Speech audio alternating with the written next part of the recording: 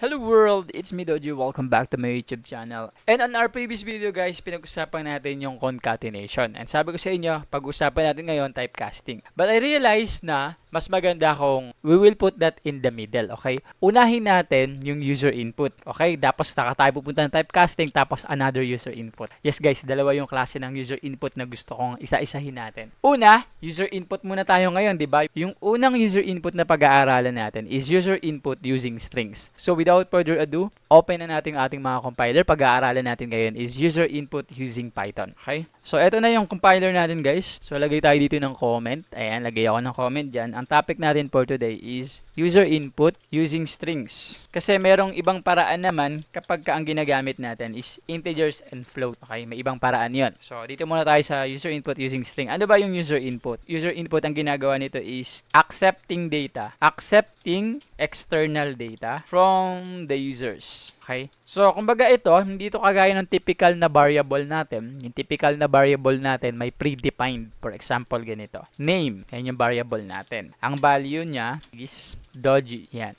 Ganyan yung madalas na ginagamit natin, kumbaga yung pangalan or yung value ng name given, 'di ba? So kapag ka user input yung gagamitin natin, wala dapat explicit, okay, na name. Walang value. User input, kumbaga bahala yung user kung anong name yung gusto niyang i-input. So paano 'yon? So ito na nga, ganito siya. Ganyan yung pinakauna niya, guys. Magde-declare tayo ng variable, tapos maglalagay tayo ng equals. Sabihin yung variable name, ganito yung kanyang value, equals. Paano? So ang magiging value niya dapat user input. Sabihin, kung ano yung i-input ni user, yun yung magiging value niya. Paano natin i-code yun? So, simple lang guys. Lagay mo lang dyan yung input, tapos string. Ayan. Sa loob ng string, lalagay mo yung prompt or kung anong gusto mo mag-display. For example, enter your name. Ayan. Enter your name. Ganyan. Yan yung gusto kong lumabas, mag-display. Ngayon guys, pag niran ko to, makakuha tayo ng prompt na sinasabi, enter your name. To, taas ko lang. Ayan. Enter your name. Diba? Tapos, dahil input yung nakalagay dyan, so, kumbaga magta-type tayo. Pwede tayo mag-type. Sabihin natin yung pangalan ko is Alex. Enter. So, wala nangyari.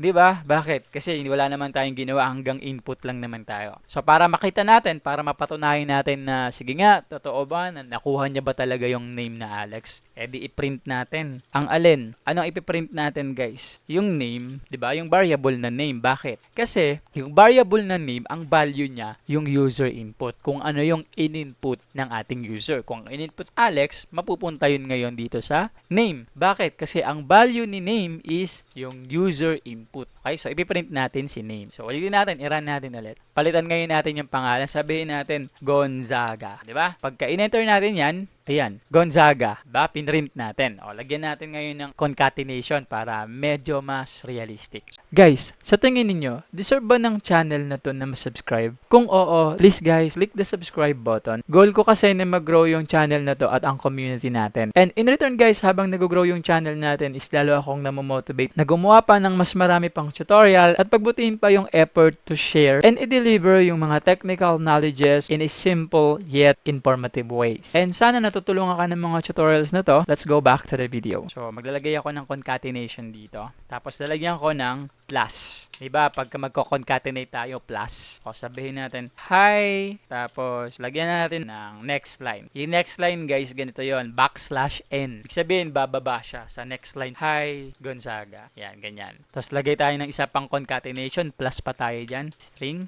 Kumusta ka? Okay, ganyan. Space. Tapos, space din dito kasi magdidikit yan. Okay, ganyan. So, pag niran natin to, run ko siya ulit, merong lalabas na user input. Enter your name, Gonzaga. Ngayon, in-enter ko na. Ayan. Hi, Gonzaga. Kumusta ka? Okay, diba? Ang naging value ng name is Gonzaga. Diba? Kung ano yung in-input mo. So, yun ang isa sa mga best example ng user input, guys, using strings. Okay, and marami ka nang pwedeng gawin dito. Like len or .len, if I'm not mistaken. Sabihin natin ito, len. Paano yun? Ganito, for example, variable ulit tayo, a word. Ang value niya is, siyempre, since gagamit tayo ng user input, lagi nyo tatandaan yung ganitong code, guys. Input muna, bago parenthesis. Sa loob ng parenthesis, lalagay mo kung ano yung word na gusto mo mag-display. Sabihin natin, enter a word. Di mag-enter siya ng word. Yung i-enter niya, masisave ngayon dun sa Word. So, ipiprint natin yung Word. Okay? But this time, guys, sabi ko sa inyo, gagamit tayo ng len. Kumbaga, ang ginagawa nito is binibilang niya yung characters. Okay? Number of characters. Kung ilang letra yung isang word. So, ang ginagamit niya na code is len, ganyan, dot len, parenthesis, tapos yung variable. Kung anong variable yung gamit. Okay?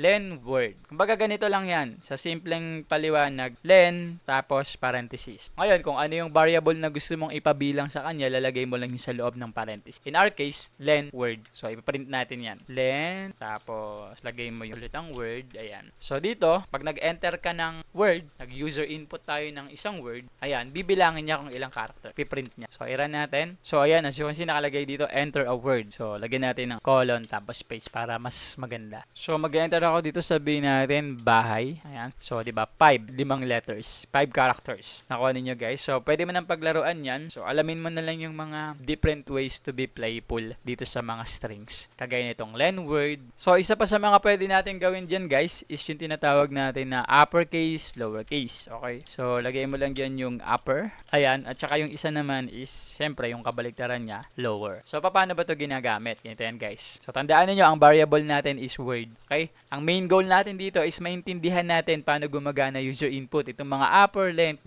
laro-laro lang. So, sabihin natin sa print, maglalagay tayo. Pag gagamit ka nitong upper, lower, lalagay mo muna yung variable, word. Yan yung variable natin, tapos lalagay mo ngayon kung ano yung gusto mong method, dot upper, parenthesis. Sabihin kung ano yung value na i-input ni user dun sa word, yun yung i-uppercase natin. Okay, so i-run nga natin, subukan natin. Ayan, enter a word. So, ito puro small letter. Doji creates. Okay? Yan, guys. Ngayon, pagka in-enter ko yan, ayun, nakita ninyo, ginawa niyang puro big letter. Diba? So, dito, guys, ang main goal natin dito is makita ninyo na pwede tayong mag-input ng sariling data. Or pwedeng gumamit yung mga program natin ng data galing sa user. Yan. So, sabig natin, lower naman. Palitan natin to. Lower. Liliitan niya naman ngayon yung letters. So, magka-capslock tayo. Pagka in-enter ko yan, boom, gagawin yung small letter lahat. Nakuha ninyo. So, ito pinapakita ko lang na gumagana yung user input. And marami na kayong pwedeng gawin dyan, guys. Mahalaga na ngayon palang alam na natin yan. Pagpunta natin sa control flow, gagamitin natin siya sa mga control structure. Okay, para makuha natin ng maayos yung logic. So ngayon, guys, na naintindihan na natin paano gumagana tong user input. Again, paano siya gumagana? Simple lang. Mention mo yung variable dito. Ano yung variable na kailangan mo or ano yung variable na gusto mo paglagyan. Ayan.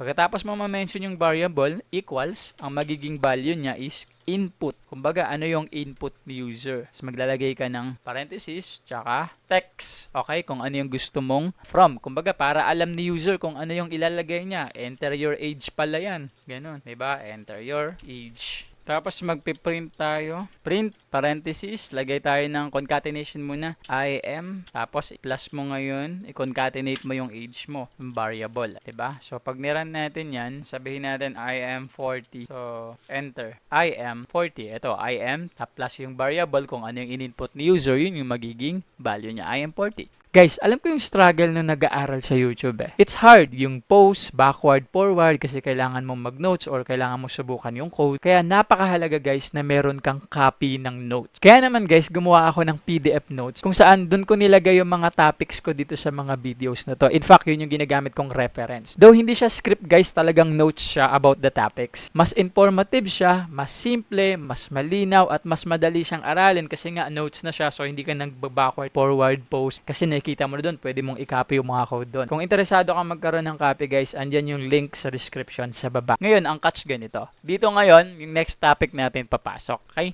Paano kung in-enter ko is 45? Integer. Diba ito, guys, user input using strings. Ang ginawa ko na, user input using, ito, 45. Integer. Pag niran ko yan, mayroon na tayong mga kung ano-anong error dyan, diba? So, magkaka-problema na. Okay? Iraran ko ulit. Tapos maglalagay ako ng number or integer. 39. Ayan. Okay, guys. So, ganyan ginagamit ang user input. Next topic natin is yung tinatawag natin na typecasting. Okay? May kinalaman kasi to sa user input. Meron kasi mga instances, guys, na for example, kunyari meron kang ATM, 'di ba? Or parang banking system. Kunyari lang ha. Tapos nag-withdraw ako ng 200 pesos, 'di ba? Ang input nun is integer, 200, 'di ba? Pero yun ay ini-input natin as a string. So, dadating sa time na, kunyari, 200 yon string, tapos ima-minus natin dun sa balance. Ang mangyayari guys, magkaka-error tayo. Okay? Kasi hindi pwedeng i-minus ang integer sa string. Magkaibang data. So, para maintindihan natin yun ng malinaw, yun yung next topic natin. Okay? Ang tawag doon is typecasting. Bago tayo magpo-proceed sa next, which is user input using integer.